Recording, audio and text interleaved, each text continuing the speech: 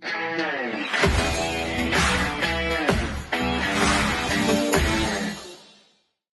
everyone, Assalamu alaikum. This is Ashbal Khan from IOBM, and I'm recording a podcast here today with our guest Syed Zishan. And this is with. Wait a minute. Walaikum Assalam. Thank you very much for inviting me in your podcast.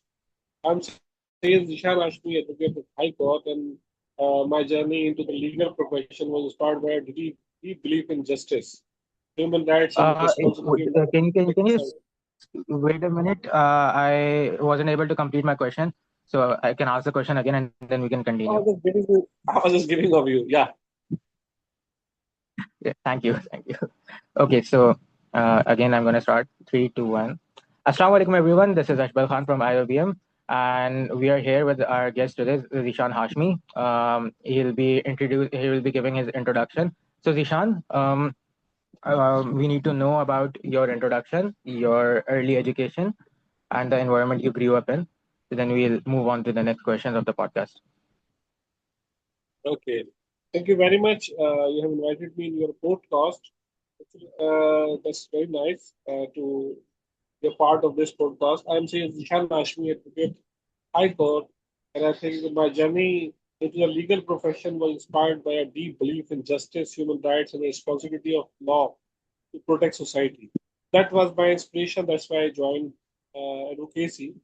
And from an early stage, I was motivated by the ideas that advocacy is not only about representing client in court, but also standing for truth, fairness, of the rights of those whose voices are often unreached. So that was a reason. That's why I joined that profession. The legal profession gave me a platform to contribute positively towards society, uphold constitutional values, and support people in seeking law remedies. So that was a journey. Beside that, I did master in computer sciences and did MPhil in computer science, and I did MA English and LLB. And actually, at that time, I'm doing LLM. Right, Zishan. Mashallah, that's a whole Yes. lot of education qualifications. Okay, so as you know, our topic of our podcast today is justice, advocacy, and climate change. So, my question to you would be that from your experience, how serious do you think Pakistan's climate change situation is as compared to how seriously people actually take it? Okay. Actually, environmental and climate change issues become part of our work as well. I realized that climate change and environmental degradation are no longer just sacrifice of political concerns. They are legal and humanitarian issues as well. In countries like Pakistan, communities are facing the impacts of flood, pollution, water scarcity, and extreme weather despite contributing very little to global emissions. तो मेरे ख्याल में मैं समझता हूँ कि जब हम बात करते हैं क्लाइमेट की तो माहौलियाती मसाइल सिर्फ मेरे काम का हिस्सा ही नहीं है, मेरा मसला नहीं है, आपका मसला नहीं है, सबका मसला है। और इसके अंदर सबसे बड़ी जो जिम्मेदारी बिल्कुल। लीगल एडवोकेट मेरी है कि माहौलियाती इंसाफ, अवामी शऊर और ऐसी पॉलिसियों को हम फरोग दें जो आने वाली नस्लों के लिए इंसान और कुदरती वसाइल दोनों का तहफ़्फ़ुज़ कर सकें। और साथ साथ मैं आपसे ये कहूँगा कि हमारी पेशा वराना समाजी सरगर्मियों के जरिए हम कोशिश करते हैं कि कानून को तो तहफ़्फ़ुज़ दे ही रहे हैं, बस उसके साथ साथ एक पायदार तरक्की, अवामी आगाही और फलाह माशरे के लिए भी एक क्लाइमेट और इन्वायरमेंटल वे के अंदर हम चलें और लोगों को उसके हवाले से इंफॉर्मेशन भी प्रोवाइड करें। राइट। ओके। अच्छा, इसका One अगला second, सवाल मेरा आपसे होगा। Yes. one second, I just say hmm. Pakistan climate is very serious in many ways, worsening every year. हर साल हम देख रहे हैं कि हम वर्ष से वर्ष कंडीशन में चलते चले जा रहे हैं। We are exactly. Already floods भी आ रहे हैं। जब फ्लड्स आते हैं तो आपने देखा होगा तो villages destroyed, communities, yup. Cities सब जगह तबाह हो रही है। हीट वेव्स देखें आप, यस। वाटर स्केल देखें, और अर्बन पोल्यूशन की आप बात करें तो अर्बन पोल्यूशन लार्ज स्केल के ऊपर फैल चुकी है। However, the level of seriousness among the general public and even in some policy crisis circles does not fully match the intensity of crisis. हम उसको समझने को तैयार ही नहीं है। हम कहते हैं जनाब ये सारे काम कोई दूसरा करे, हमें कुछ नहीं करना। Awareness is exactly. इंक्रीज लोगों को मालूमात मिल रही है, but practical urgency is still lagging behind reality. लोग रियलिटी पे यकीन करने को तैयार नहीं है। लोग ये चाहते हैं सिर्फ कि जनाब ये मेरा काम या उसका काम कोई दूसरा कर दे, हम उसमें कुछ ना करें।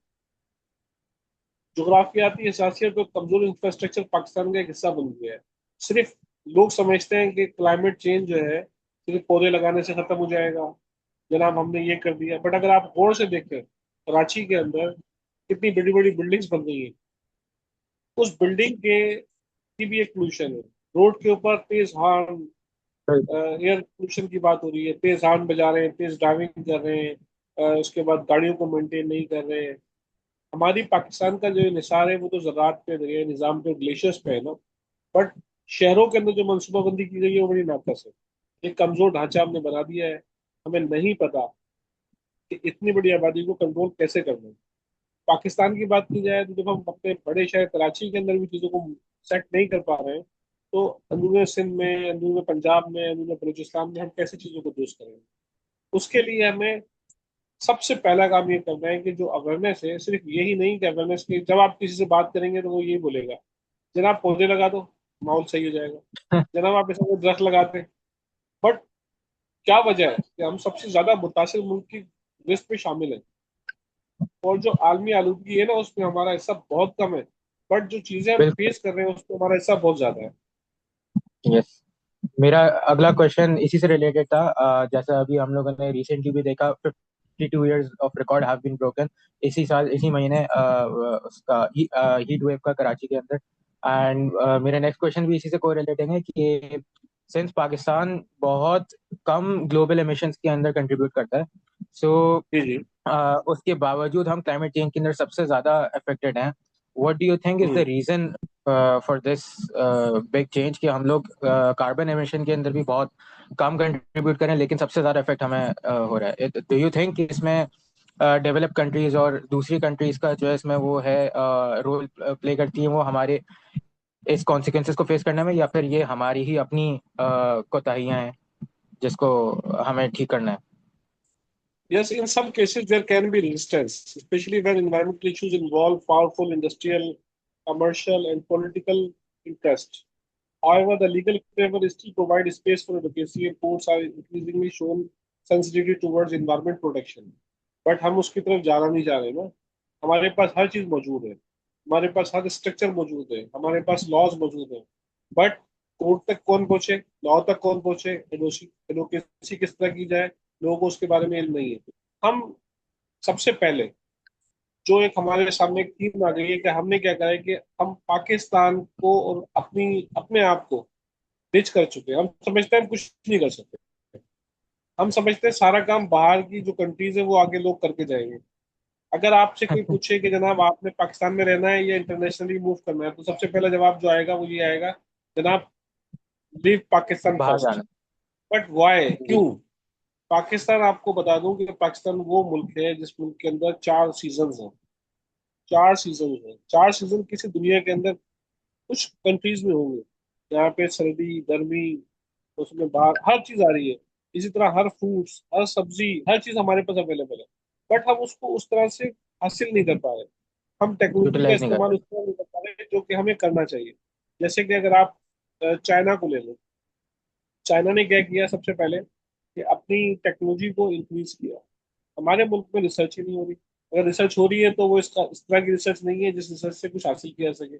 हम तो ये हो गए कि हमने क्या करना है कि मेडिसिन की बात हो तो हमने मेडिसिन वहां से दूसरे मुल्क से उठानी है। हमने अगर फूड की बात करनी है बाहर से इम्पोर्ट करना है, हमने शुगर की बात करनी है बाहर से इम्पोर्ट करना है। एक्सपोर्ट हमारा काम खड़ा है, इम्पोर्ट हमारा काम खड़ा हुआ है। Pakistan does very reasonably strong environmental laws on paper. अगर हम बात करते हैं तो इन्वायरमेंटल लॉज की बात करें तो पेपर पे तो बड़ा स्ट्रांग है। But the real challenges lies in implementation, enforcement mechanism, institutional coordination and accountability are often weak. आप सीपा की बात कर लें, आप S S W M B की बात कर लें, वो सब बहुत अच्छा काम कर रहे हैं पेपर्स पे। But in ground reality right. इस पे क्या हो, दे आर जीरो। तो इसी चीज को कवर करने के लिए अगर हम एडवोकेसी को इसमें शामिल करते हैं, जो कि एक इम्पैक्ट ऑफ दीज लॉज हैं उनको फॉलो करते हैं, तो हर चीज आसान हो जाएगी। बट जब हम बात कर रहे हैं कि जनाब हमारे पास पाकिस्तान के अंदर इन्वायरमेंटल प्रोटेक्शन एक्ट मौजूद है, why are you not using that act? किसी को यही नहीं पता होगा कि पाकिस्तान के अंदर इन्वायरमेंटल प्रोटेक्शन एक्ट मौजूद है, प्रोविजनल इन्वायरमेंटल प्रोटेक्शन लॉज मौजूद है, इन्वायरमेंटल ट्रिब्यूनल्स मौजूद है, ऑन रेगुलेशन इंडस्ट्रीज इमिशन मौजूद है।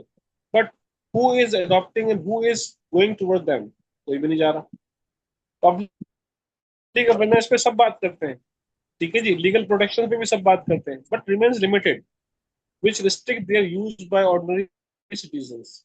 एक आम सिटीजन के ऊपर हम सब चीजें कह रहे हैं। अब आप मुझे एक बात बताइए, ये जो एयर पोल्यूशन है वो कैसे हो रही है? ये जो डस्ट के हिसाब से हम काम कर रहे हैं, रोड छूटे हुए हैं हमारे, रोड के ऊपर जब हम जाते हैं तो आपने देखा होगा कि मुख्तलिफ जगहों पर इतनी तेज हॉर्न बजा रहे हैं। खास तौर पे आप राइट। मोबाइल पे देख लीजिए, एम्बुलेंसेज जो होती हैं, वो तो एम्बुलेंसेज है ही नहीं। वो एक समझ लें, ये कहते हैं कि उसको तो एक डेड बॉडी उठाने के भी काबिल नहीं है। बट वो जिस तरह बिल्कुल। मरीज को लेके जाता है, मरीज जो है वो खुद उसी एयर पोल्यूशन से ही और उस वॉइस हम्म, पोल्यूशन से ही मर जाएगा जब तक वो पहुंचेगा। वो इतनी तेज गड्ढों में मारते जाते हैं, लेके चले जाते हैं। तो बट हर जगह पे चीजों की जरूरत है हमें कि हम किस तरह से इस डिफिकल्टी को फेस कर सकते हैं। एक ऑर्डिनरी सिटीजन की बात अगर हम करते हैं तो often challenging due to procedural delays, technical complexity, and limited access to environmental legal expertise. But while legal remedies exist, pursuing them requires time, resources, and awareness which may citizens lack. So there's a mix of both. Some corporations are generally moving towards sustainability practices, but in many cases, environmental initiatives are still largely driven by branding and corporate image. They are just taking pictures. They are just हमने हजारों पौधे लगा दिए, हमने ये काम कर दिया, हमने वो काम कर दिया। But the ground reality, where is the ground reality? तो हमें सबसे पहले समझना पड़ेगा कि इस काम को हमने सिर्फ जैसे कॉर्पोरेट स्ट्रक्चर या इमेज टेकिंग या एक फेसबुक के ऊपर, सोशल मीडिया के ऊपर चला के तस्वीरें नहीं बनानी है। अगर हम वाकई रियलिटी के अंदर से निकलना चाहते हैं तो some good steps should be taken. Right. Okay Zeeshan, इसके अंदर मेरा आपसे एक सवाल ये होगा। आपने जैसा बताया अभी कि कुछ इन्वायरमेंटल लॉज के बारे में आपने बताया जो यूजुअली पाकिस्तान में लोगों को पता भी नहीं होते, which are very important to know. इसी को अगर हम आगे लेके चलें तो what what would you say कि how difficult it is for the ordinary citizens अगर वो they want to seek justice in the environmental matters, तो उसके बारे में आपका क्या ख्याल है? देखिए, फर्स्ट ऑफ ऑल हमें ये समझना पड़ेगा कि हम जो चीज करने जा रहे हैं वो है क्या। देखिए, अब यहाँ पे एक सवाल आएगा, एनवायरमेंट अलग चीज है, क्लाइमेट चेंज एक अलग चीज है। लोग इसी में गुम हुए हैं। ठीक है, हर साल बड़ी बड़ी कॉन्फ्रेंसेस होती हैं, बड़ी बड़ी चीजें होती हैं, बट हम स्पीच करने के मामले में और तस्वीरें खींचने में बहुत बेस्ट है। ठीक है जी। बट जब अवेयरनेस की बात आती है तो आपके पास सबसे बड़ा है वो आपकी यंग जनरेशन है। इस वक्त पाकिस्तान के अंदर जो राइट। यंग जनरेशन है वो दुनिया के अंदर बहुत सारे ममालिक से ज्यादा है। ठीक है, but the gap exist mainly due to the lack of institutional pathway और engagement, limited opportunities for structured participation है। अब स्ट्रक्चर्ड पार्टिसिपेशन तो है ही नहीं। आपने मोस्टली स्पीचेस सुनी होंगी, वो बात करते हैं बस, वो लंबी लंबी बात करेंगे, but where is the solution? Problems तो आप बता रहे हैं, but right. What is the solution? Hmm. Solution तो नहीं दे रहा। और अगर आप बात करते हैं इन्वायरमेंट की, एजुकेशन की, इन प्रैक्टिकल फील्ड्स के अंदर, तो आप देखेंगे कि जो इस फील्ड के लोग, उनके पास भी बहुत लिमिटेड इंफॉर्मेशन है। उनको भी कुछ आइडिया नहीं है, कुछ पता नहीं है। हम मान लो ऑनलाइन अवेयरनेस पड़ी हुई है हमारी गवर्नमेंट की वेबसाइट्स के ऊपर, हमारी चीज़ों के ऊपर, अगर हम उसको फॉलो करें तो हम समझते हैं कि हर चीज़ को आसानी। इंडस्ट्रियल साइड पर आप चले जाइए तो वहां जी पे जी। आप देखेंगे एक लॉ है मौजूद है। आपने जो आप वहां पे मैन्युफैक्चरिंग कर रहे हैं तो उसके लिए धुएं का मसला है, वहां पे आपकी हाइजीन का इशू है, वहां पे उसको डंप करना, जो कचरा है उसको कैसे करना है, सब तरीके कार है। बट क्या आपने देखा है आज तक कि वो उस तरह से हुआ है? कभी नहीं होता। Seems to be channelised. Right. ऐसा लगता है कि जनाब हम जो है वो सारे काम आज भी मैनुअल सिस्टम में कर रहे हैं। अब आपके पास कचरा उठाने की बात करें तो कचरा भी तो एक तरह का पोल्यूशन है। आप बिल्कुल। देख लें, जगह जगह रोडों पे कचरा पड़ा हुआ है। कंस्ट्रक्शन अगर किसी जगह हो रही है, उसके रोड के ऊपर उसका मलबा पड़ा हुआ है। बट कोई भी उसको समझने के लिए, उसको समझाने के लिए तैयार नहीं है कि इसका प्रॉपर वे तरीका क्या है। तो that is a reason, main reason.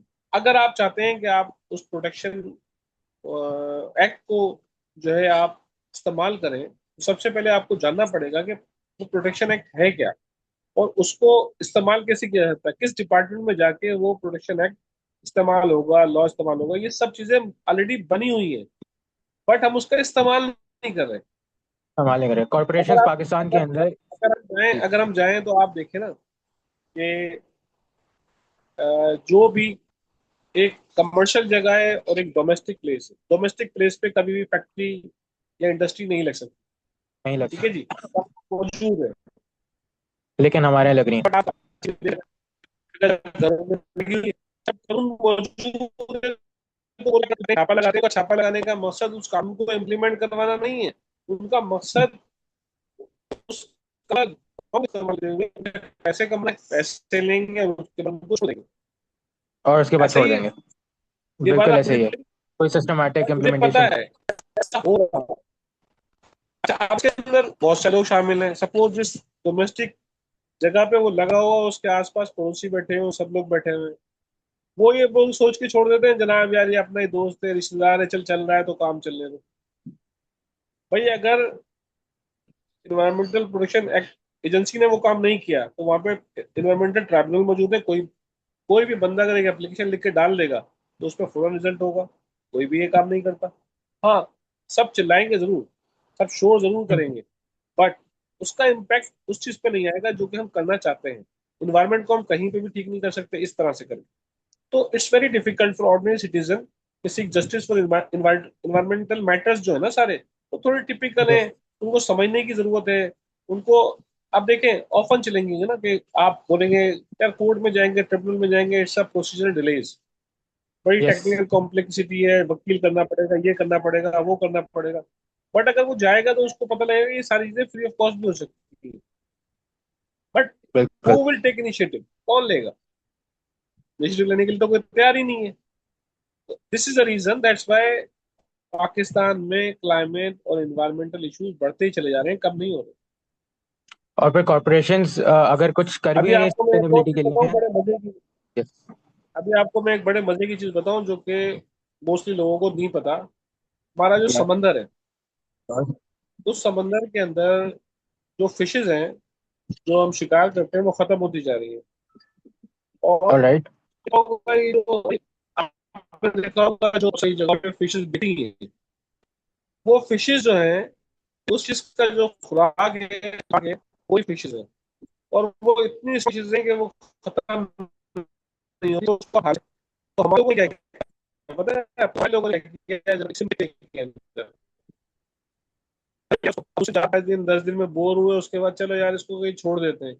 हमने उसको दरिया में छोड़ दिया, हमने उसको समंदर में छोड़ दिया, ये जानते बूझते हुए कि दिस इज वेरी रिडिकुलस और वेरी डेंजर। आपने खुद आपने खुद अपने समंदर को, दरिया को डेंजर पोजीशन में लाके खड़ा कर दिया। रेंजर पोजीशन में अब लगे। जब वो उधर गई तो उसने क्या किया, उस फिश ने, वो खत्म भी नहीं होती, वो बहुत जल्दी उतनी स्ट्रांग है कि उसको पकड़ना बहुत मुश्किल है। उसकी वजह से क्या हुआ कि आपका समंदर इस टाइम हाई रिस्क पे मौजूद है, कि आपके आसपास जितने भी लोग हैं वो फिशिंग करने जा रहे हैं, तो वो फिशिंग के अंदर वो फिशेज आ रही हैं, वो फिशेज नहीं आ रही जो कि आप खाते हैं। वो नहीं आ तो रही जो आने आनी वाले टाइम चाहिए। में अगर आप अच्छा। इसको थोड़ा सा करेंगे, मेरी थोड़ी सी इस पे लिमिटेड इंफॉर्मेशन है बट मैंने आपसे शेयर किया, तो आप हैरान हो जाएंगे कि हमारे छोटे छोटे से इनिशिएटिव जो हम गलती से कर जाते हैं, हमें पता नहीं होता, अनजाने में कर हम्म। जाते हैं, लेकिन वो हमारे लिए कितने डेंजर है। सही है। अच्छा जीशान, मेरा इसमें बहुत एक इम्पोर्टेंट क्वेश्चन आपसे होगा। It is about the 2022 floods we all know about, and बहुत सीवियर फ्लड्स आए थे। सो आफ्टर द 2022 फ्लड्स, आपको लगता है कि जो उसके ऊपर इंटरनेशनल रिस्पांस जो आया था, did it match the scale of the disaster? या फिर इंटरनेशनल रिस्पांस तो जरूर आया हो, बट उसकी इम्प्लीमेंटेशन वो उसने मैच किया था स्केल ऑफ डिजास्टर को? जी जी, देखिए, जब हम बात करते हैं ना 2022 फ्लड की, अगर हम बात करते हैं तो एक इंटरनेशनल रिस्पॉन्स बिल्कुल आया था, Yes. और आलमी सतह पर हमें इमदाद भी काफी मिली थी। लेकिन जो तबाही जो हुई थी वो बड़ी थी और लॉन्ग टर्म थी।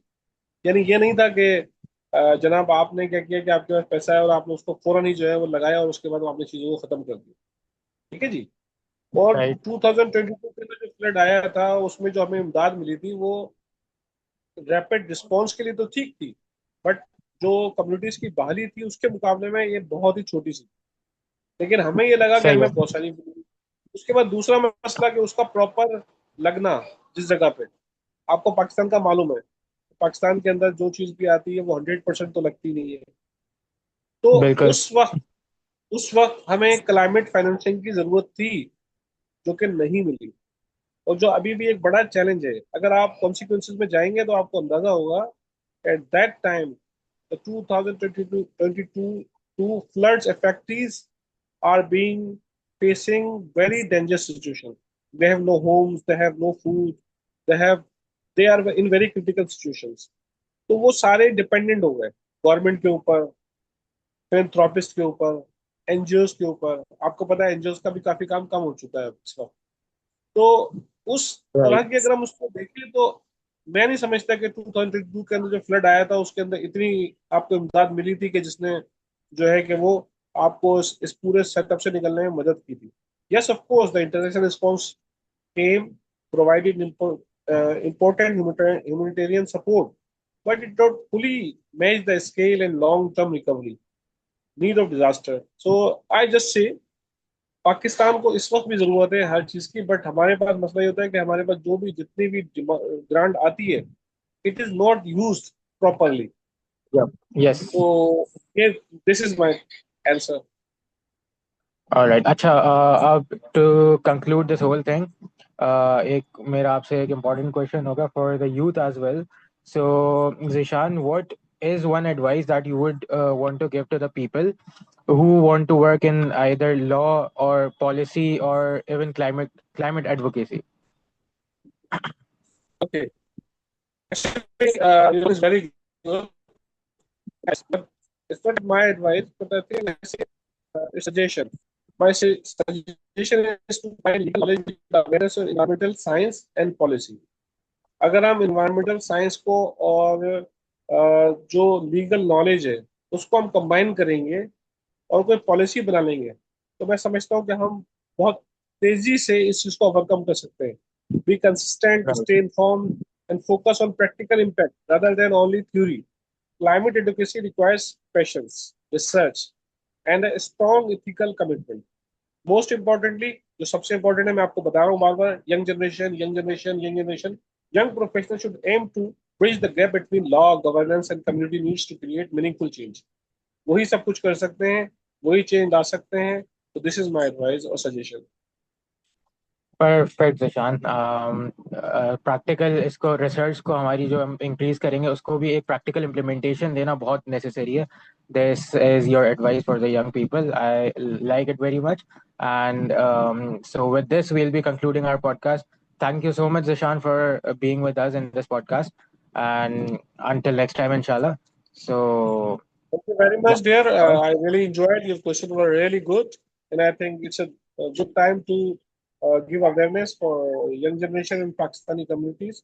And you are taking a good initiative. Inshallah, you will be successful. Thank you very much. Thank you so much, jazakallah. Yes, inshallah, definitely. Until next time. Thank you. Goodbye.